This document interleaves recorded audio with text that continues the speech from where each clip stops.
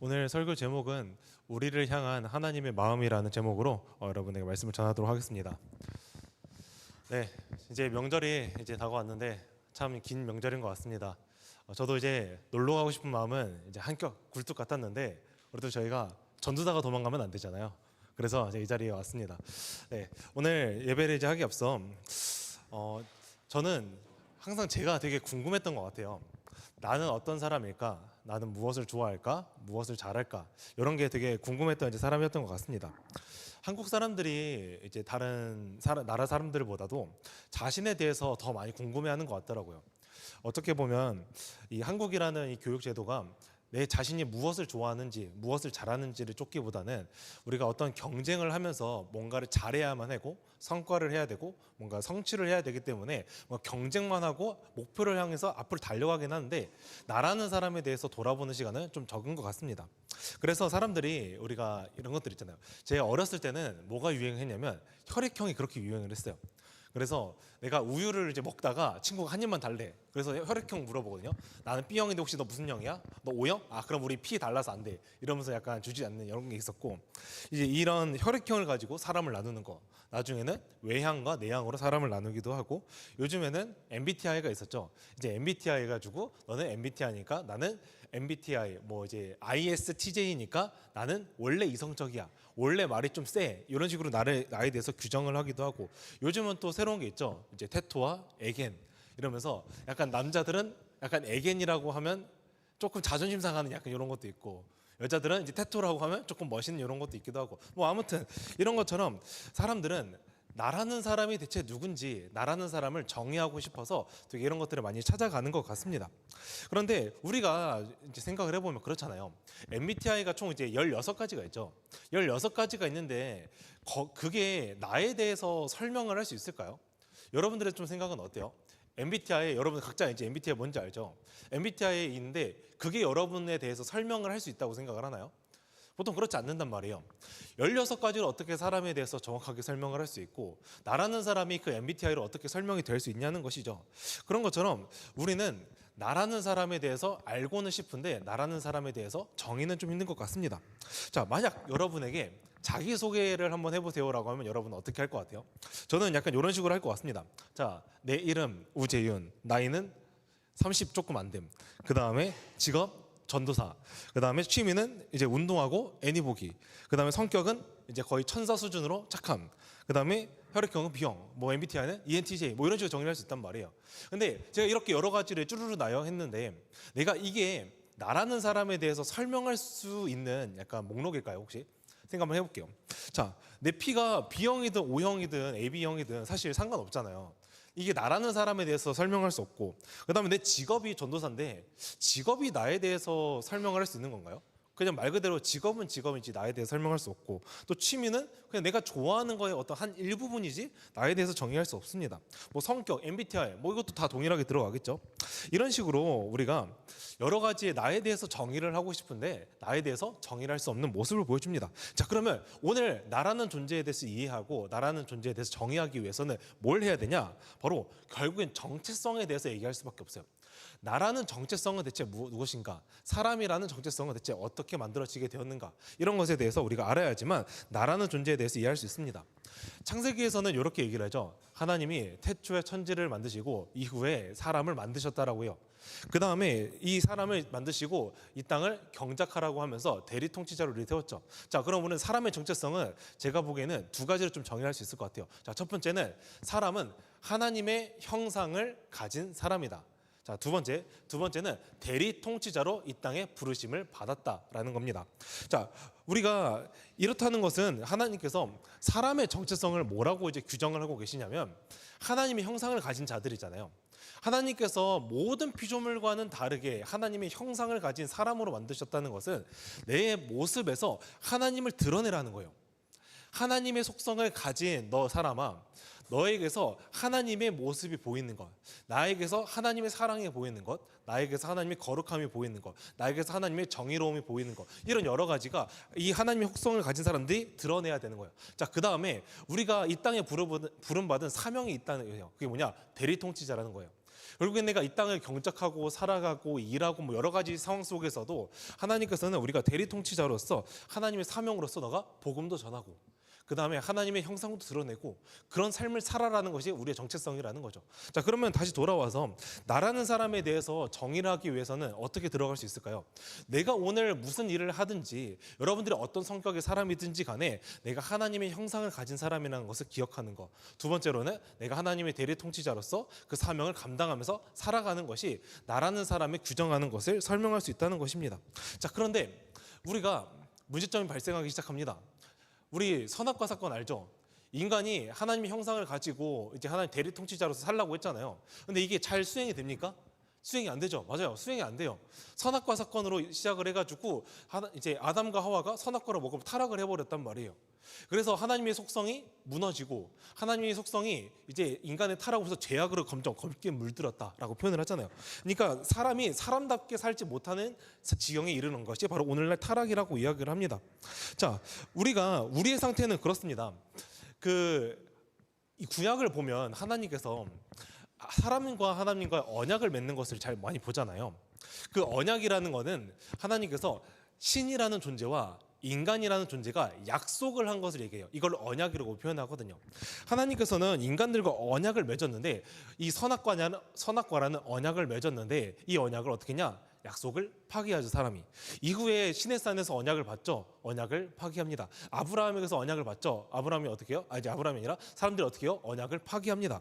그래서 사람들은 보면 계속 하나님의 언약을 파기한단 말이에요. 근데 왜 그러냐? 인간이 타락했기 때문에, 죄를 지었기 때문에, 죄인이기 때문에 이런 타락의 결과들을 계속 행합니다. 근데 문제점은 무엇이냐면 그 선악과를 먹으면 하나님께서 어떻게 된다라고 얘기했었죠. 죽는다. 역시 성경 공부를 하는 보람이 있습니다. 시온이 아주 좋아요. 자, 우리 선악과를 먹으면 죽는다라고 했어요. 정령 죽으리라. 근데 사람이 죽었어요? 안 죽었어요? 안 죽었어요. 근데 우리가 전체적인 맥락으로 보면 어떻게 돼요? 사람은 죽어요. 육신도 죽고요. 나중에 영도 죽는다고 분명히 성경은 기록하고 있거든요. 근데 이 심판의 결과가 죽음이라고 했는데 이 결과가 생각보다 끔찍하거든요. 그 에덴 동산을 우리가 딱 떠올려 봤을 때 에덴 동산 하면 여러분 약간 어떻게 떠올라요? 약간 랄라랄라라 약간 하면서 지낼 것 같고 약간 동물들과 약간 숲속의 공주처럼 약간 동물들이랑 함께 이렇게 날아올 것 같기도 하고 여러 가지 생각되잖아요. 어쨌든 뭐가 됐든 간에 일단 에덴 동산은 약간 행복하고 즐겁고 기쁨이 넘치는 것 같아요. 그런데 타락 이후로부터는 어떻게 변했냐면 아담과 하와가 쫓겨났죠. 그 다음에 자녀가 나왔어요. 그 다음에 자녀를 낳을 게 가인과 아벨이었어요. 근데 가인과 아벨이 사건이 이제 창세기 기록이 되죠. 무슨 사건이 나타나죠? 형 가인이 동생 아벨을 죽이는 사건. 자, 이것이 바로 이 인류의 첫 살인 사건이라고 표현을 하는데 우리의 이런 심판의 저주가 생각보다 끔찍한 것은 이런 이유예요. 사람이 사람을 서로 죽이기 시작한다. 사람이 서로를 죽이기 시작하더니 이런 사회라는 것을 나중에 만든단 말이에요. 사람이 많아지면서 나중에는 가인 계열의 사람들이 사회를 만들었는데 그 계열이 어떠냐? 힘의 논리로 세상을 다스리더라.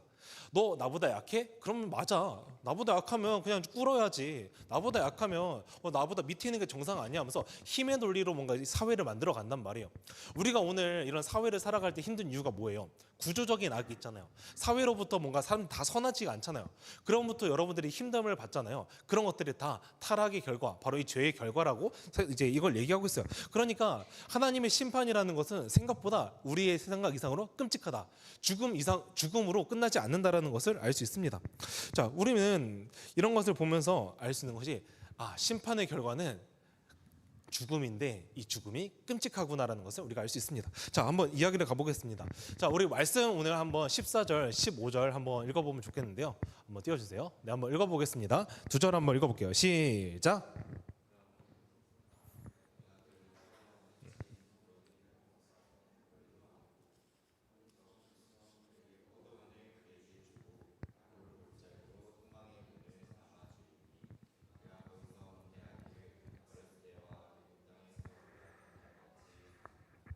네, 아멘. 자, 오늘 말씀에서는 요래요.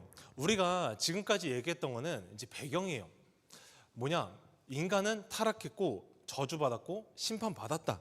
그래서 우리는 영원히 불행한 인생을 살아야 된다. 영원히 고통받는 인생을 살아야 된다. 우리 그 밖에 나가면 그것 좀 가끔 요즘 뭐 없는 것 같은데 예수천국, 불신지옥 이거 보죠. 약간 이런 개념으로 생각을 해보면 우리가 타락의 결과는 계속 뭔가 지옥에 살아야 되는 영원한 형벌, 영원한 뭔가 벌을 받아야 되는 존재였단 말이에요. 근데 이 14절 15절에서는 뭘 얘기를 하냐면 너희를 회복시키겠다라는 말씀입니다. 무엇을 회복시키냐? 너가 오늘 심판받는 죄인이잖아. 죄면 계속 죄인으로서 벌을 받아야지. 근데 이게 영원한 벌이었었는데 이걸로부터 너를 회복시켜 주겠다. 이걸로부터 너를 구원해 주겠다는 의미가 바로 오늘 14절 15절 말씀입니다. 자, 우리 그림 PPT 첫 번째 한번 띄워주세요. 네, PPT 첫 번째 감사합니다. 자, 오늘 이 말씀에 있기 전에 호세아 하면 가장 먼저 떠오르는 이제 이 이야기가 있어요. 뭐냐면 호세아라는 이제 사람에 대한 호세아 선지자라는 이제 사람에 대한 이야기입니다. 자, 여기 뒤에 여기 사람 보이죠? 뒤에 사람. 혹시 이 뒤에 사람이 뭘 하고 있는 것 같아요? 여기 뒤에 사람이 여기 조그만 사람 맨 앞에 나와 있는 뭐라고 있는 거? 소리 지르고 있는 것 같아. 약간 하고 소리 지르는 것 같단 말이에요. 그다음에 이 오른쪽 여자 뭐 하고 있어요?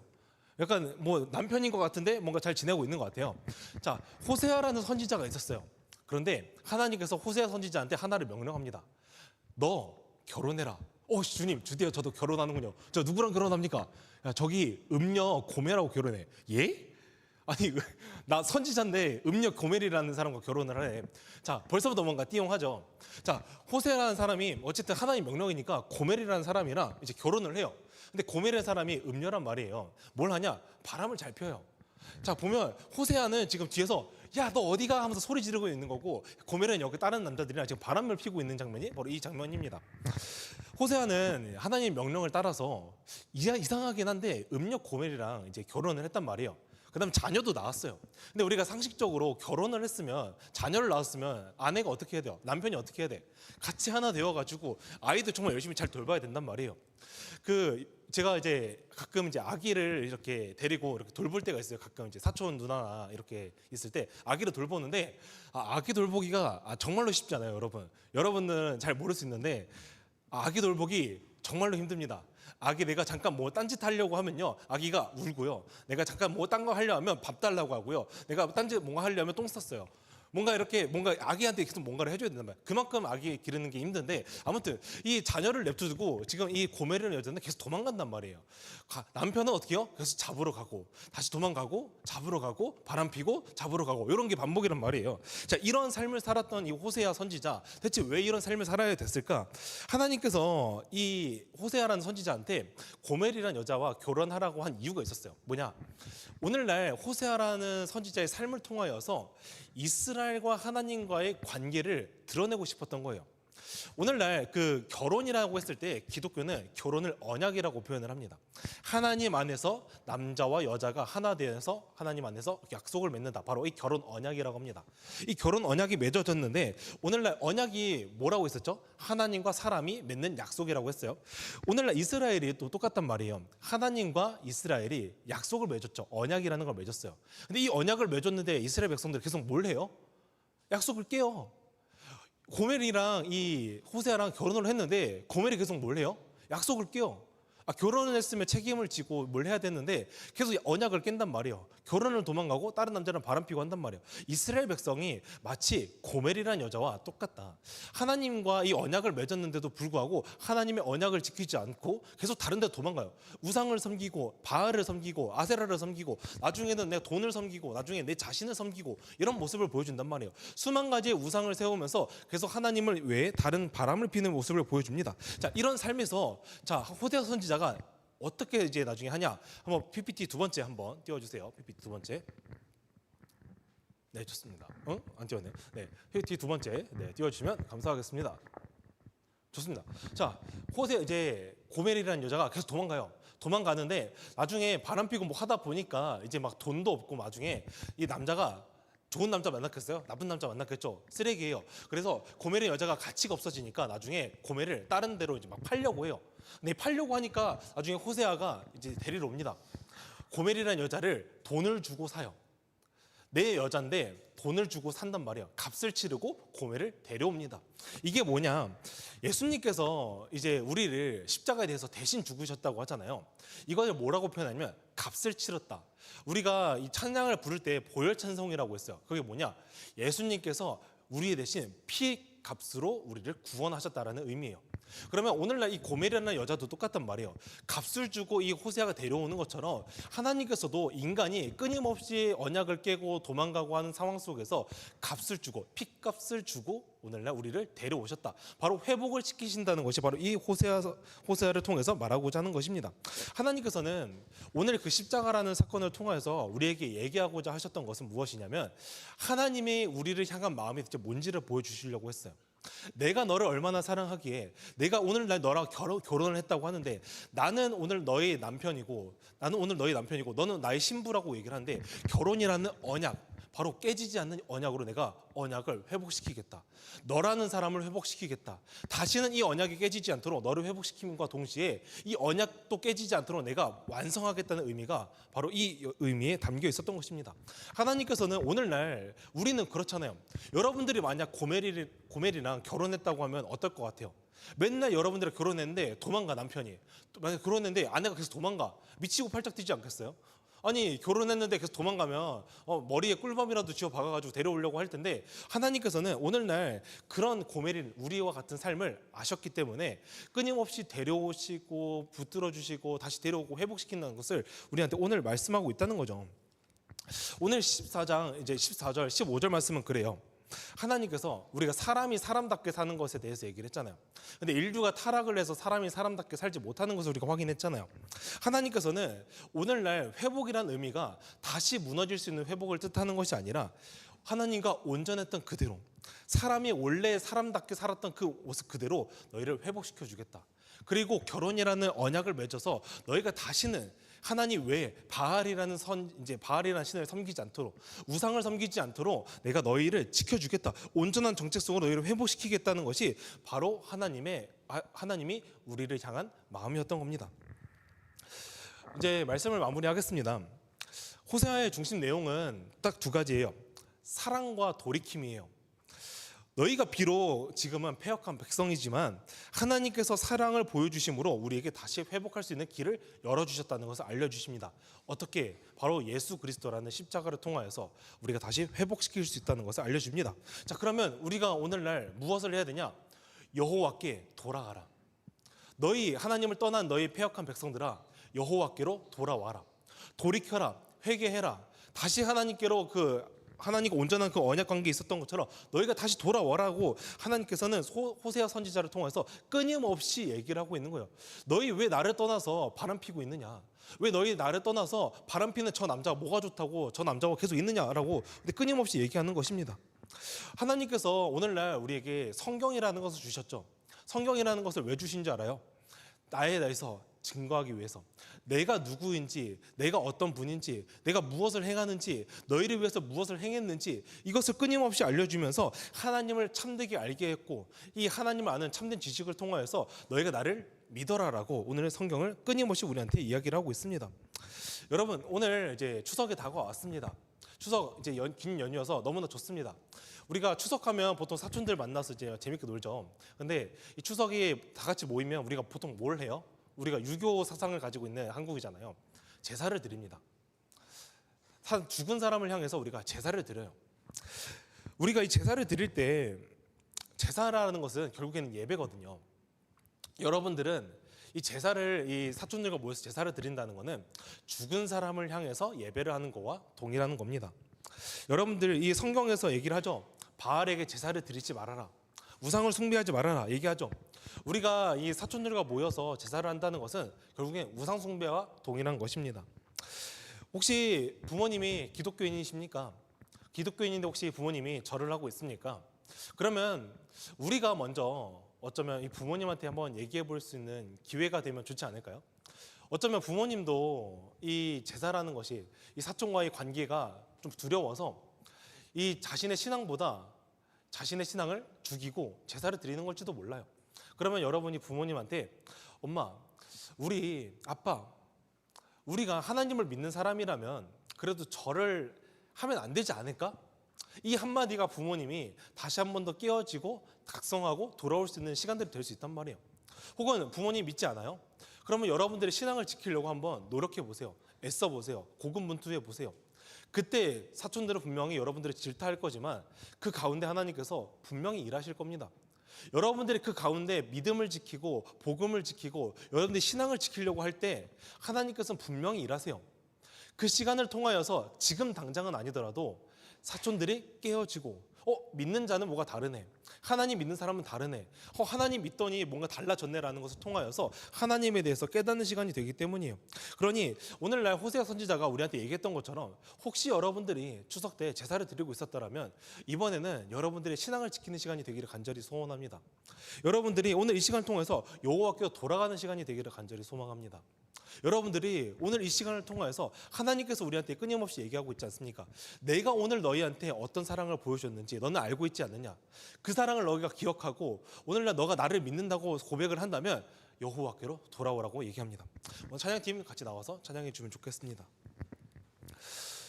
여러분들은 오늘 어떤 삶을 살고 계십니까? 호세아는 끊임없이 우리한테 계속 이야기를 합니다. 여호와께로 돌아와라. 여호와께로 돌아가자. 오늘날 우리의 믿음의 고백이 이 고백이 되었으면 좋겠습니다.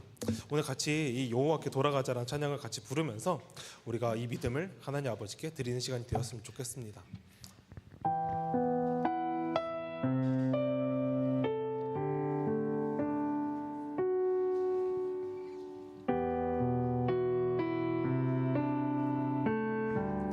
내 백성이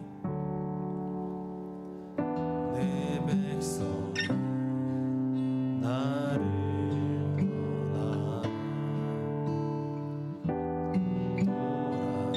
돌아섰지만 내 사랑 내 백성을 포기 못하니 내 모든 것 내어주고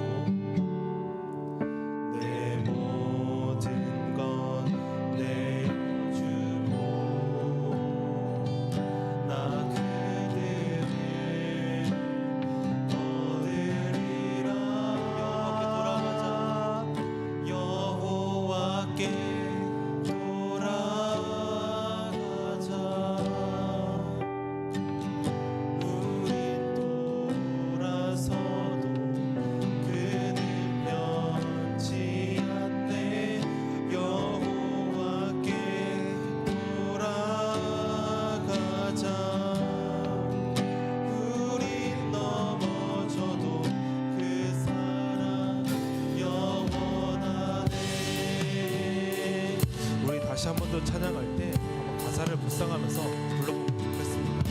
우리 다시 한 번 더 찬양합니다. 내 백성이 나를 떠나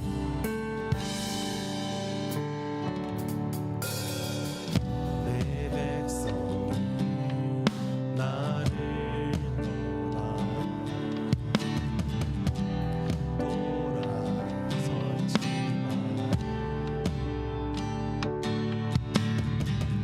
내 사랑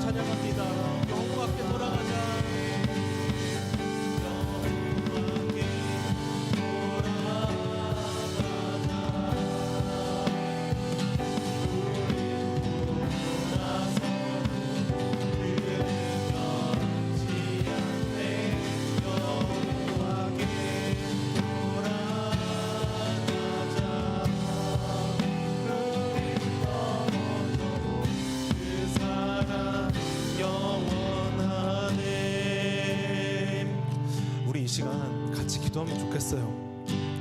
여러분들은 지금 하나님을 떠나 있지 않나요?